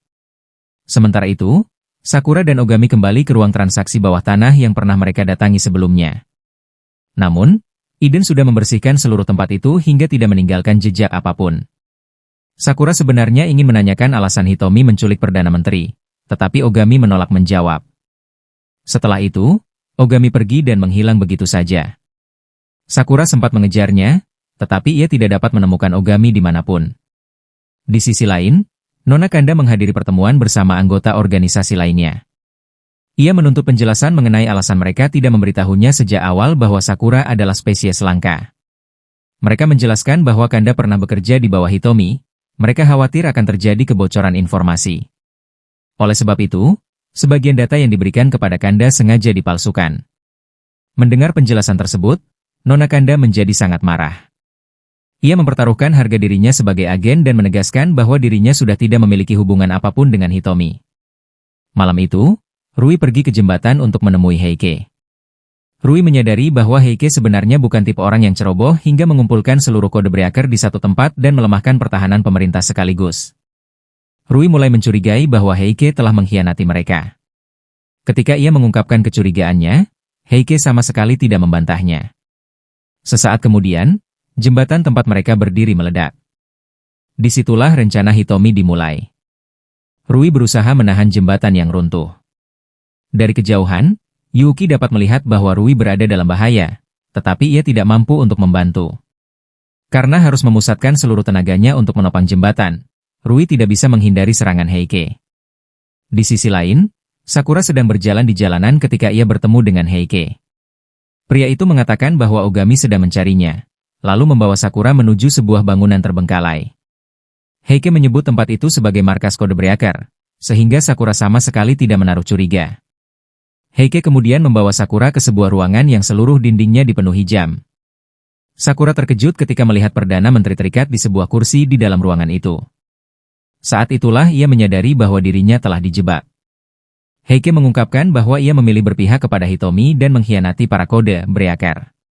Sebagai syarat kerja sama mereka, Hitomi meminta Heike menyerahkan Sakura. Karena itulah, Sakura kini menjadi sandera Hitomi. Di tempat lain, Ogami menerima telepon dari Nona Kanda yang melaporkan adanya ledakan besar di kota. Berita di televisi juga mulai menyiarkan kejadian tersebut beserta banyaknya korban berjatuhan. Ketika melihat siaran itu, Sakura langsung mengkhawatirkan keselamatan para korban. Sikap tersebut membuat Heike heran karena Sakura tidak memikirkan keadaannya sendiri. Hitomi juga tidak menyangka Heike berhasil membawa Sakura ke tempat itu. Ia lalu mengungkapkan bahwa selama ini mereka selalu melindungi Sakura, termasuk dengan menempatkan Ogami sebagai pengawal di sekolah. Semua itu merupakan bagian dari rencana Perdana Menteri untuk menghalangi rencana Hitomi. Sakura kemudian menatap Hitomi dan menanyakan apa yang ingin ia lakukan terhadapnya. Namun, Hitomi mengatakan bahwa ia tidak berniat menyakiti Sakura. Karena Sakura adalah spesies langka, ia hanya ingin mengurungnya agar tidak ikut campur dalam rencananya. Hitomi bahkan meminta Sakura duduk diam dan menyaksikan semuanya tanpa terlibat. Sakura menjadi marah setelah mengetahui bahwa ledakan di kota adalah ulah Hitomi. Namun, Hitomi bersikeras bahwa semua yang ia lakukan sebenarnya demi melindungi para kode breaker. Nona Kanda, yang dahulu cukup dekat dengan Hitomi, memahami sisi belas kasih pria itu, maka, ia merasa pasti ada alasan tertentu di balik tindakan Hitomi. Tiba-tiba, Kanda menerima sebuah pesan. Ia segera menghubungi Ogami dan memberitahukan bahwa dirinya telah menemukan lokasi Hitomi. Ternyata, pengeboman kota hanyalah salah satu bagian dari rencana Hitomi. Meski begitu, Hitomi masih belum percaya kepada Heike, terutama karena pria itu dapat menemukan tempat persembunyiannya dengan mudah. Hitomi menduga Heike sebenarnya telah melacaknya selama ini. Namun, Heike menjelaskan bahwa semua itu hanya berkat jaringan informasi yang luas. Ia mengaku telah mengetahui tujuan sebenarnya dari Hitomi dan merasa akan sia-sia jika pria itu diserahkan kepada Iden. Karena alasan itulah, Heike memilih bersumpah setia kepada Hitomi. Itu pula alasan Heike menangkap Sakura dan menyingkirkan Rui sebelumnya. Mendengar hal itu, Hitomi mempertanyakan bagaimana Heike, yang selama ini sangat menghargai para kode breaker, bisa melakukan pengkhianatan seperti ini. Heike menjawab bahwa dirinya memahami kebencian dan penderitaan Hitomi lebih dari siapapun. Mendengar jawaban tersebut, Hitomi memperingatkan bahwa jika Heike memiliki motif tersembunyi, ia akan langsung membunuhnya. Tak lama, Nona Kanda tiba di bangunan itu sesuai koordinat yang diterimanya.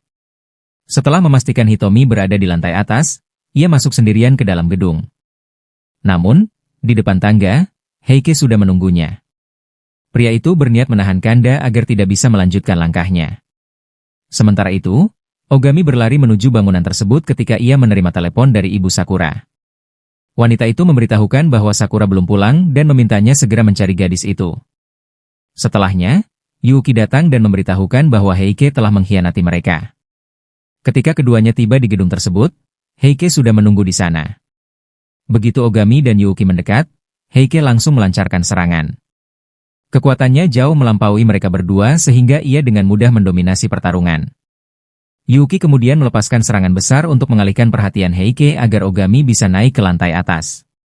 Yuki memilih tetap tinggal untuk menghadapi Heike sendirian. Saat mencapai lantai atas, Ogami menemukan Nona Kanda. Namun, wanita itu rupanya sudah berada di bawah kendali Hitomi. Hitomi mengendalikan otaknya dengan mengirimkan sinyal listrik melalui sistem sarafnya. Dipenuhi amarah, Ogami mencoba menghadapi Hitomi. Akan tetapi, Kanda mengangkat pistol dan menghalangi jalannya. Meski tubuhnya dikendalikan, Kanda masih mempertahankan sedikit kesadarannya dan berusaha agar tidak menarik pelatuk. Ia bahkan memohon kepada Ogami untuk melarikan diri. Namun, Kanda akhirnya kehilangan kendali dan menembakkan pistolnya. Ogami dengan mudah menangkis peluru tersebut dan menyatakan bahwa sebanyak apapun peluru yang ditembakkan, ia akan terus menahannya. Hitomi kemudian menjelaskan bahwa meskipun Ogami mampu menghentikan semua peluru, peluru terakhir akan digunakan Kanda untuk bunuh diri. Dengan kata lain, Hitomi sedang menjadikan nyawa Kanda sebagai ancaman bagi Ogami. Ogami tak membiarkan hal itu terjadi dan langsung menerjang untuk merebut pistol dari tangan Kanda. Melihat itu, Sakura berteriak meminta Ogami agar tidak menyentuh Nona Kanda. Ia meronta hingga berhasil melepaskan ikatan di tangannya.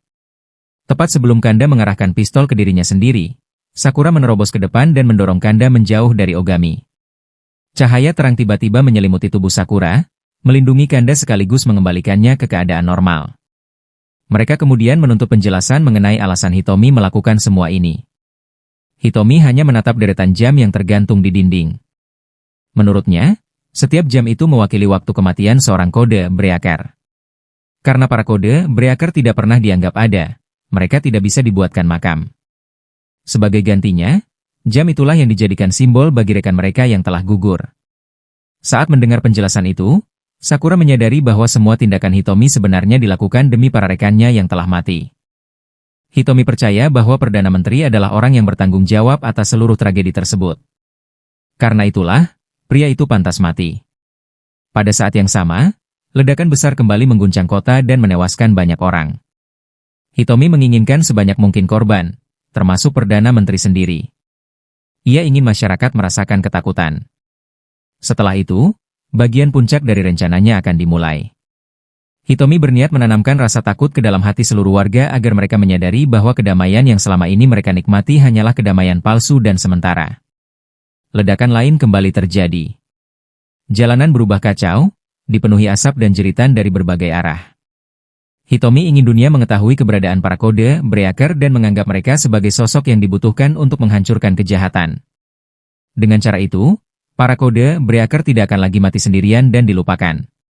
Setelah semuanya selesai, Hitomi berencana tampil sebagai kode Breaker penegak keadilan yang menghakimi kejahatan di depan publik. Sebenarnya, Ogami juga tidak setuju dengan cara Iden memperlakukan para kode Breaker. Ia pun percaya bahwa jika mereka menciptakan kekacauan besar, Iden mungkin akan dipaksa mempertimbangkan ulang keberadaan mereka. Namun, Ogami tetap mengingatkan bahwa meskipun para kode Breaker membasmi kejahatan, mereka tetaplah pembunuh. Karena itulah, tidak ada alasan bagi dunia untuk mengenang mereka. Setelah mengatakan itu, Ogami membakar seluruh jam di ruangan tersebut tepat di depan mata Hitomi menggunakan apinya. Ogami tidak bisa memahami bagaimana seseorang yang dulu membenci tindakan kejam kini justru membantai begitu banyak orang tak bersalah. Hitomi menjelaskan bahwa dirinya sudah tidak bisa kembali. Mulai saat ini, ia akan mengubah keberadaan para kode Breaker selamanya. Dan mereka tidak akan lagi mati dalam kesendirian. Untuk mencapai tujuan itu, Hitomi berniat meneror masyarakat demi membebaskan para kode Breaker dari kendali Iden. Ogami akhirnya tidak mampu menahan amarahnya dan langsung menyerang Hitomi. Namun, tiba-tiba sebuah dinding es muncul di antara mereka. seorang pria bernama Yukihina muncul dan mengingatkan Hitomi bahwa mereka tidak memiliki banyak waktu. Ogami tetap berusaha menyerang Hitomi, tetapi Yukihina menghalanginya. Bahkan api milik Ogami sama sekali tidak mampu mencairkan es yang diciptakan Yukihina. Dengan demikian, Hitomi meninggalkan tempat itu dan pergi begitu saja. Ogami mencoba mengejarnya, tetapi Yukihina justru mengarahkan serangannya kepada Sakura. Dari atas, ia meluncurkan hujan tombak es yang langsung mengarah ke gadis itu. Beruntung, Toki datang tepat waktu. Ia segera menggunakan medan magnetnya menciptakan perisai yang melindungi Sakura dari serangan tombak es Yukihina. Di sisi lain, Yukihina juga tidak ingin membuang waktu lebih lama. Ia langsung mengangkat tubuh Perdana Menteri ke punggungnya, lalu berbalik pergi. Toki mencoba menghentikannya, tetapi hembusan angin beku dari Yukihina berhasil mendorongnya mundur. Sebelum pergi, Yukihina memperingatkan bahwa bangunan tersebut sudah dipasangi bahan peledak. Jika mereka masih ingin hidup, mereka harus segera keluar dari sana. Sesaat setelah peringatan itu diucapkan, ledakan mulai terjadi di seluruh gedung. Sakura langsung mengejar Yukihina demi merebut kembali Perdana Menteri. Sementara itu, Ogami dan Toki mencoba menyusul Sakura, tetapi jalur mereka terhalang oleh ledakan yang terus bermunculan. Di lantai bawah, pertarungan antara Heike dan Yuuki juga terpaksa berhenti akibat rentetan ledakan tersebut. Sementara itu, Sakura berhasil mengejar kelompok Hitomi hingga mencapai kendaraan mereka. Tanpa ragu, ia langsung naik ke dalam kendaraan itu. Di tengah perjalanan, masa lalu Hitomi mulai terungkap. Hitomi menjadi seorang kode breaker saat usianya baru 16 tahun. Berkat kemampuan luar biasanya, ia memulai karir sebagai kode 06 dan bekerja dengan sangat giat hingga cepat naik pangkat. Dalam salah satu misinya, Hitomi pernah menyelamatkan seorang gadis kecil yang ternyata adalah Kanda. Pada masa itu, Hitomi dikenal sebagai sosok yang ceria. Ia bermimpi menciptakan dunia yang indah bagi anak-anak, dan tidak ada lagi orang yang menderita. Ketika berusia 20 tahun, Hitomi kehilangan salah satu rekannya, kode 05, dalam sebuah pengejaran terhadap para kriminal. Setelah kematian kode 05, Hitomi dipromosikan untuk menggantikannya. Namun, kenaikan pangkat itu sama sekali tidak membuatnya bahagia. 6 tahun kemudian, setelah 1 dekade bekerja untuk pemerintah, Hitomi berhasil mencapai peringkat kode 03. Dalam sebuah misi, Hitomi dan timnya menghadapi musuh yang memiliki kemampuan mengendalikan api.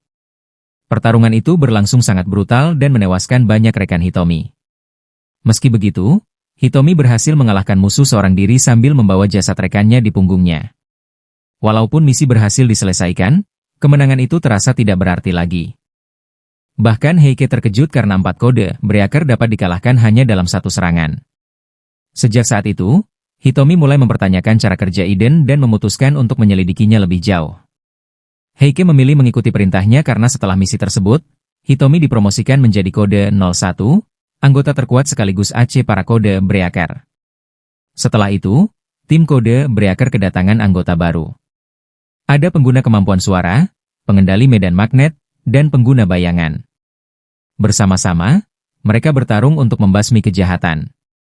Sementara itu, Ogami diketahui memiliki salah satu kemampuan paling berbahaya dalam sejarah Iden, yaitu mengendalikan api.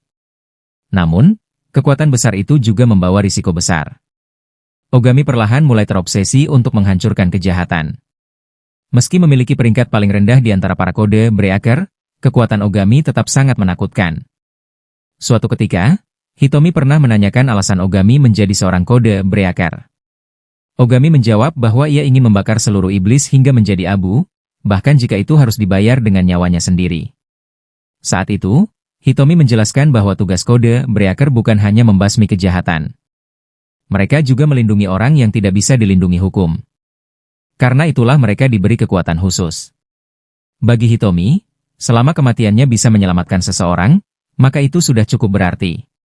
Hitomi kemudian mengatakan bahwa meskipun suatu hari ia mati, selama Ogami masih mengingatnya, dirinya akan tetap hidup di dalam hati Ogami. Ogami lalu bertanya apa yang akan terjadi jika dirinya mati lebih dulu. Mendengar itu, Hitomi bersumpah bahwa ia tidak akan membiarkan hal tersebut terjadi. Ia akan melindungi Ogami. Setelah mengatakan hal itu, Hitomi langsung tertidur karena kelelahan. Pada akhirnya, Ogami lah yang menggendongnya pulang di punggungnya. Pada tahun yang sama, Hitomi berhasil menemukan identitas orang yang bertanggung jawab atas kematian rekan kode breaker mereka. Ia segera mengeluarkan perintah untuk menghabisi target tersebut. Malam itu, para kode breaker di bawah komando Hitomi menyerbu sebuah gedung. Mereka memasuki setiap ruangan secara bersamaan dan membantai seluruh anak buah pelaku yang telah membunuh rekan mereka.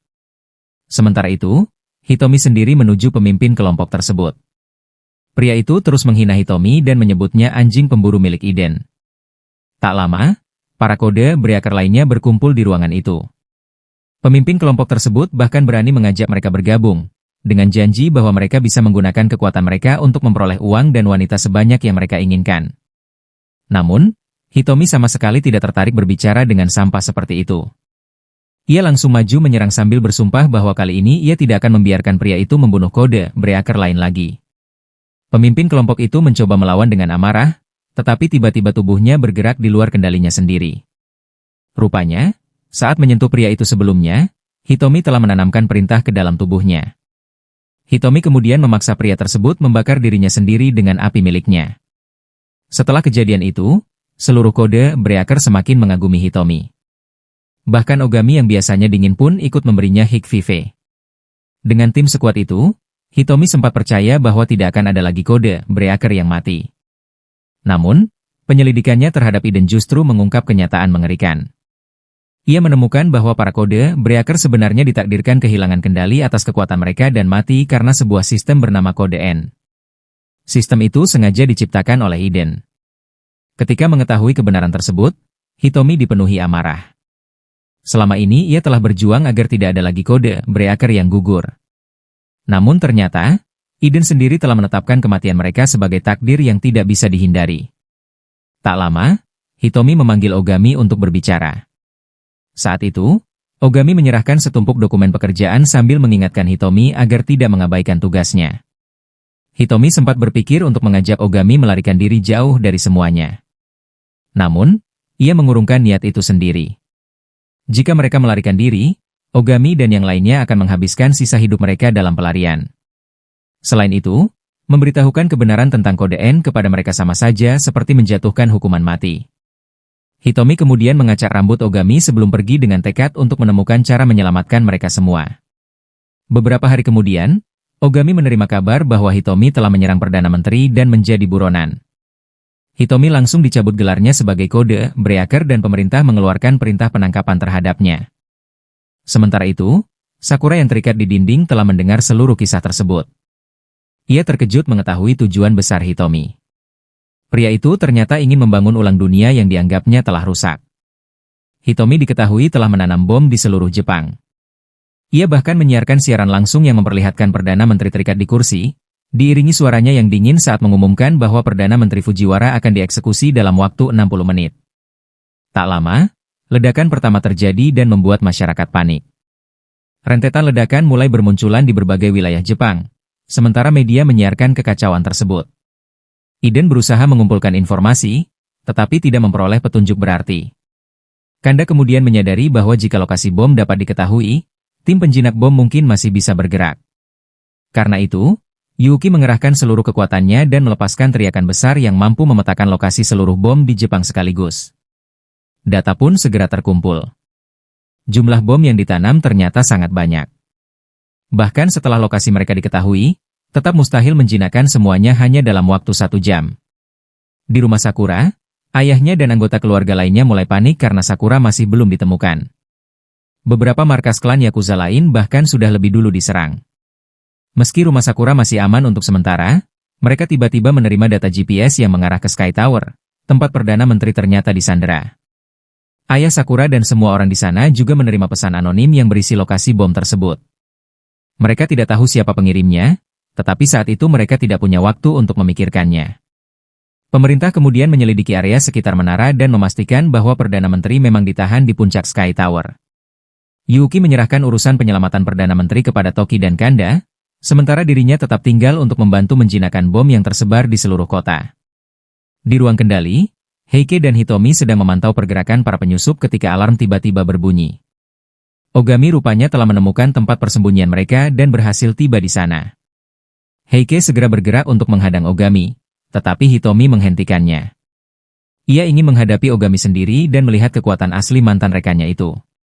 Ogami menaiki lift menuju lantai atas menara dan menemukan Sakura tergantung di udara dalam keadaan terikat. Di sana, Hitomi sudah menunggunya. Hitomi kemudian menanyakan bagaimana Ogami bisa menemukan tempat itu. Ogami menjelaskan bahwa ia telah mencari dan mendatangi setiap tempat yang pernah mereka kunjungi bersama sampai akhirnya tiba di menara tersebut. Dulu, Hitomi pernah berkata bahwa ketika menara itu selesai dibangun, banyak orang akan datang bersama keluarga dan orang yang mereka cintai untuk melihatnya. Namun kini, tempat itu justru dipenuhi kehancuran dan tidak ada seorang pun di sana. Ponsel Ogami hancur saat pertarungannya melawan Heike, sehingga ia tidak bisa menghubungi kelompok Toki. Karena itulah, kali ini hanya ada dirinya dan Hitomi. Ogami langsung menuntut Hitomi untuk menghentikan ledakan bom yang terjadi di seluruh kota. Namun, Hitomi menolak menjawab. Tidak ingin membuang waktu lagi, Ogami memutuskan menggunakan kekuatan untuk berbicara. Ia mengeluarkan pedang dari tasnya dan menyalurkan api biru ke bilah pedang tersebut. Dengan penuh amarah, Ogami menyerbu Hitomi. Sayangnya, kekuatan Hitomi terlalu besar hingga Ogami bahkan sulit menyentuhnya. Ogami kemudian menggunakan pedangnya untuk menyerap aliran listrik Hitomi. Setelah itu, ia memanfaatkan api sebagai penghantar agar listrik dialirkan ke lantai sehingga tubuhnya tetap aman. Namun, cara itu masih belum cukup untuk mengalahkan Hitomi. Pria itu mulai menyerang dari berbagai arah sekaligus hingga Ogami kewalahan. Sementara itu, ledakan terus mengguncang kota tanpa henti. Ogami sendiri hampir tewas tersengat listrik akibat serangan bertubi-tubi dari Hitomi. Melihat keadaan itu, Sakura memanggil anak anjingnya dan menyuruhnya menggigit tali itu agar bisa menolong Ogami. Namun, setelah berhasil melepaskan dirinya sendiri, anjing kecil itu tidak mampu memanjat kembali ke atas. Karena itu, Sakura akhirnya menggigit talinya sendiri untuk membebaskan diri. Di bawah sana, Ogami terus dihajar tanpa kesempatan membalas. Lantai di bawah kakinya bahkan mulai runtuh akibat sambaran petir yang terus-menerus menghantam area tersebut. Meski berada di ambang kekalahan, Ogami tak mau menyerah. Benturan besar antara kekuatan api dan listrik akhirnya memutus tali yang mengikat Sakura. Namun pada saat itu, Ogami sudah hampir tidak mampu lagi melawan Hitomi. Dalam keadaan terdesak, Ogami kembali menanyakan alasan Hitomi ingin membunuh Perdana Menteri. Hitomi pun mulai menjelaskan masa lalunya. Dulu, ia pernah datang untuk berbicara langsung dengan Perdana Menteri. Namun, bukannya menerima usulannya, Perdana Menteri justru memerintahkan agennya untuk menyergap Hitomi. Saat melarikan diri, Hitomi terpaksa membunuh beberapa agen tersebut. Setelah kejadian itu, Iden menyebarkan informasi palsu yang menyatakan bahwa Hitomi telah menyerang Perdana Menteri. Ia dijadikan penjahat dan dikeluarkan dari kode Breaker. Padahal, permintaan Hitomi saat itu hanyalah agar para kode Breaker diizinkan hidup sebagai bagian dari masyarakat biasa. Namun, pemerintah menolak karena takut keberadaan para pengguna kemampuan khusus akan membuat masyarakat panik. Karena itulah, Hitomi memutuskan untuk mengubah Iden dari luar dengan cara memaksa mereka. Menurut Hitomi, anak-anak yang terlahir dengan kemampuan khusus selalu diasingkan.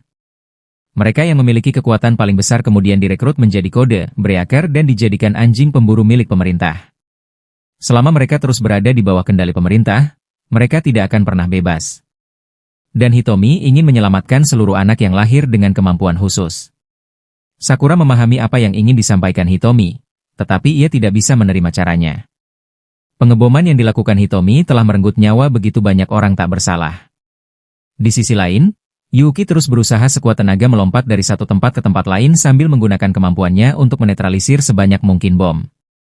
Sementara itu, Toki dan Kanda akhirnya bertemu Heike di Sky Tower.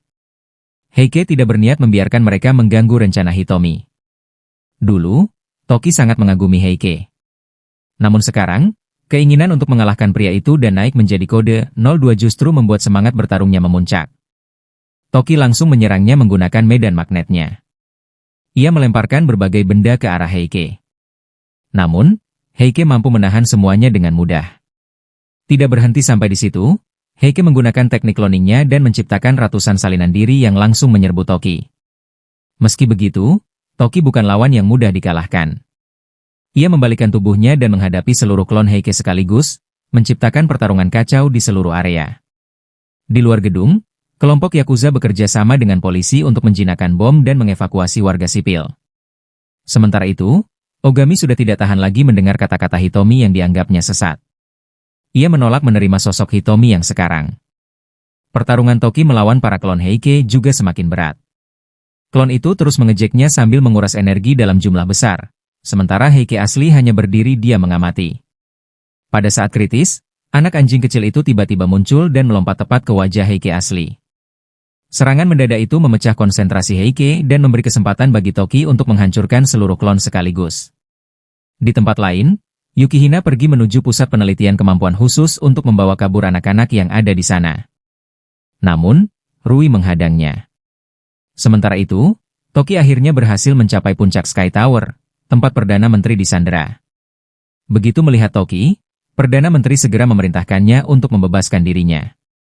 Namun, Toki hanya berdiri diam sambil menatap pria itu.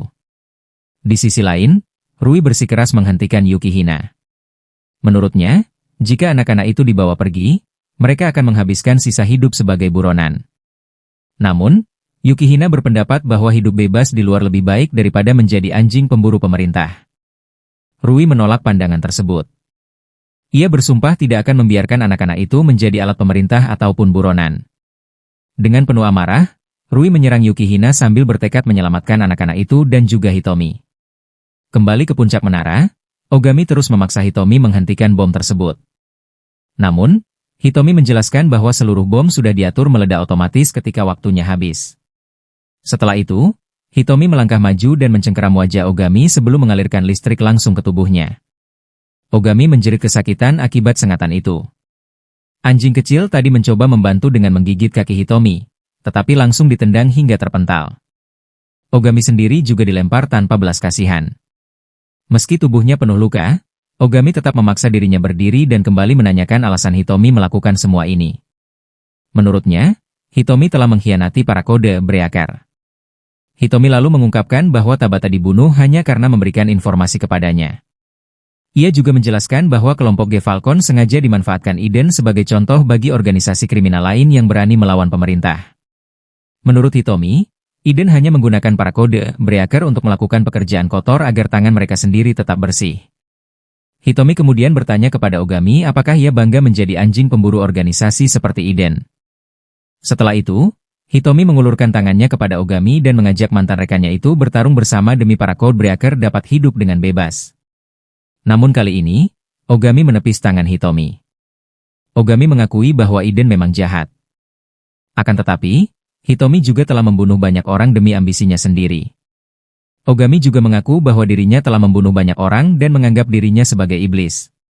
Karena itulah, sebagai seseorang yang dipenuhi dosa, ia akan terus bertarung demi melindungi orang lain sampai akhir hayatnya. Melihat tekad Ogami, Hitomi langsung membantingnya ke dinding dan kembali menghujani tubuhnya dengan listrik. Karena terus menggunakan kekuatannya tanpa henti, energi Hitomi sendiri mulai menurun. Ogami menggeliat kesakitan.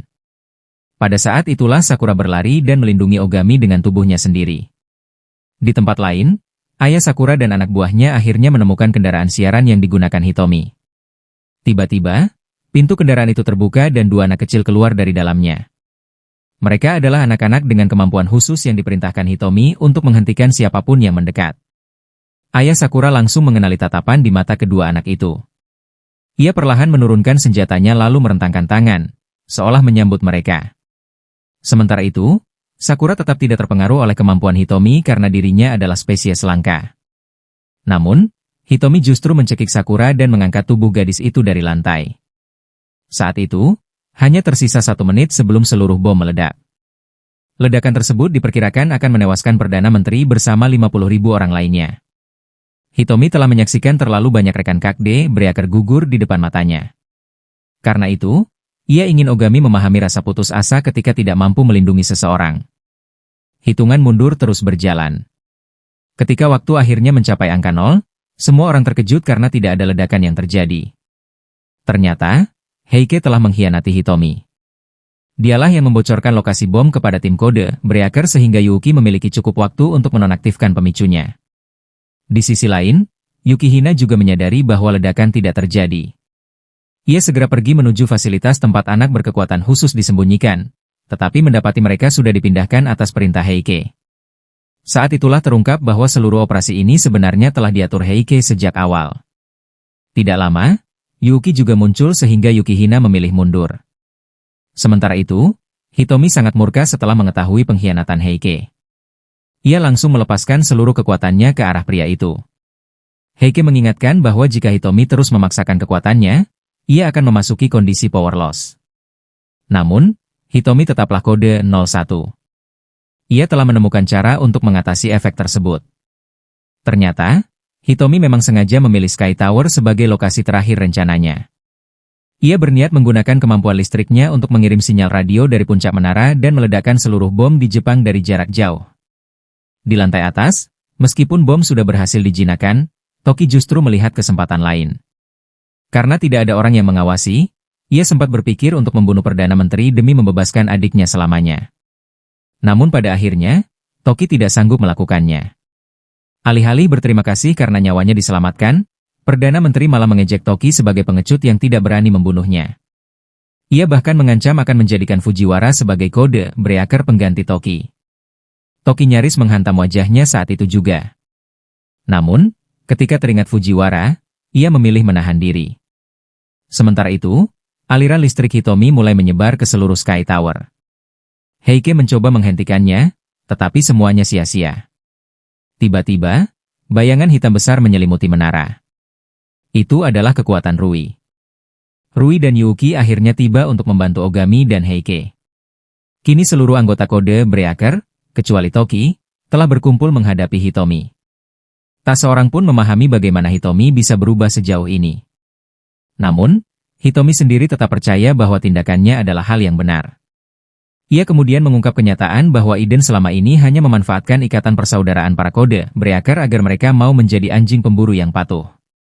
Hitomi tidak bisa menerima kenyataan bahwa orang di luar sana hidup damai tanpa beban, sementara rekannya telah mengorbankan segalanya demi mereka.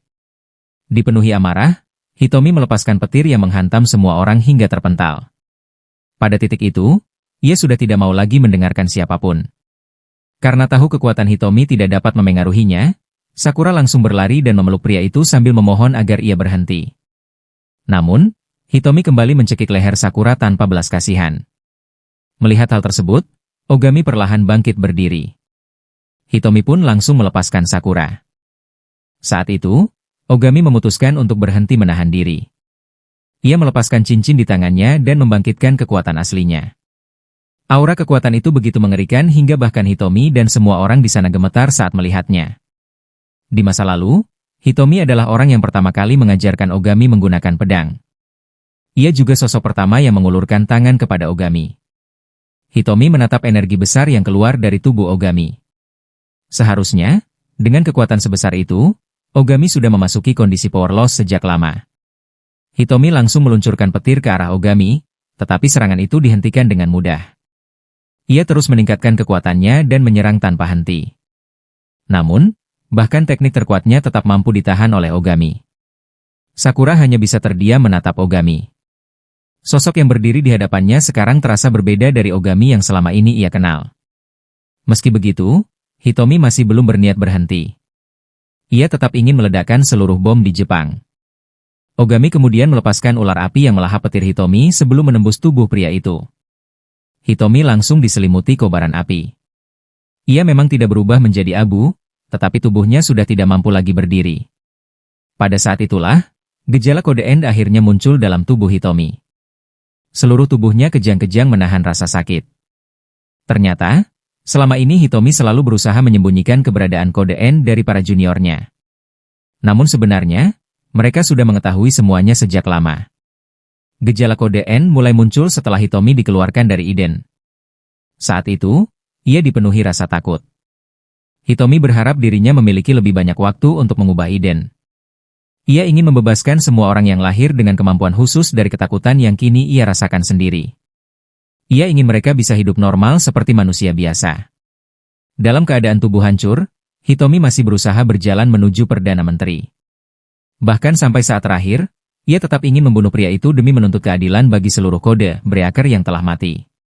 Ogami segera mengejarnya lalu menghantam wajah Hitomi untuk menghentikannya.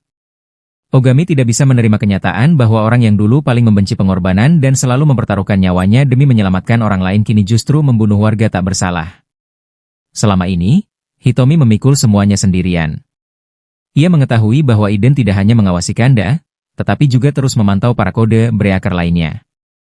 Karena itulah, Hitomi tidak pernah menghubungi rekannya lagi.